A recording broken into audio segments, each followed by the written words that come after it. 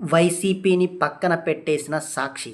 వైఎస్ఆర్ కాంగ్రెస్ పార్టీకి సాక్షి వరమా, శాపమా అన్నది అర్థం కావడం లేదు. సాక్షి మీడియా పార్టీ లైన్ కంటే జగన్మోహన్ రెడ్డి లైన్‌కి అత్యంత ప్రాధాన్యం ఇస్తుంది. కేవలం జగన్ ప్రయోజనాలే తప్ప పార్టీ ప్రయోజనాలకు ఎంతమాత్రం చోటు లేదని సొంత పార్టీ వారే చెబుతున్నారు. ప్రస్తుతం ఆ పార్టీ కష్టకాలంలో ఉంది.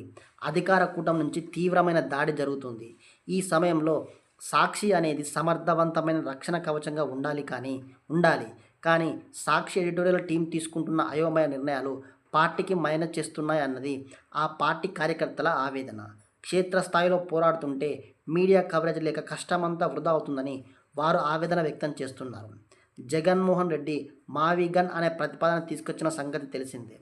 తొలుత 3 రాజధానులను లైన్‌గా తీసుకున్న పార్టీ ఇటీవల మాట మార్చింది. మచిలీపట్నం, విజయవాడ, గుంటూరులను కలుపుతూ మావీగన్ ప్రతిపాదన చేశారు జగన్మోహన్ రెడ్డి. అయితే జగన్మోహన్ రెడ్డి ఇటువంటి ప్రకటనలు చేసినప్పుడు కొన్ని రకాల కథనాలు ప్రచురించడం అనేది వారికి అలవాటు. కానీ సాక్షి మీడియాలో మావీగన్ అనుకూల కథనాలు ఏవీ రాలేదు.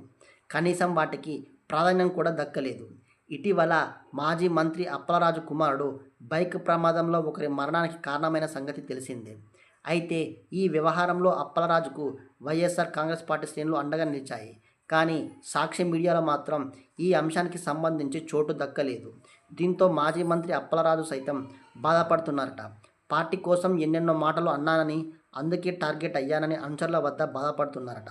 ఈ నేపథ్యంలోనే మాజీ మంత్రి ధర్మాన ప్రసాదరావు ఆయనను పరామర్శించారట. అయితే పార్టీ కోసం సాక్షి పనిచేయడం లేదు, కేవలం జగన్మోహన్ రెడ్డి కోసమే పనిచేస్తుందని విమర్శ ఉంది. సాక్షి మీడియా ప్రస్తుతం ఒక రకమైన గందరగోళంలో ఉంది.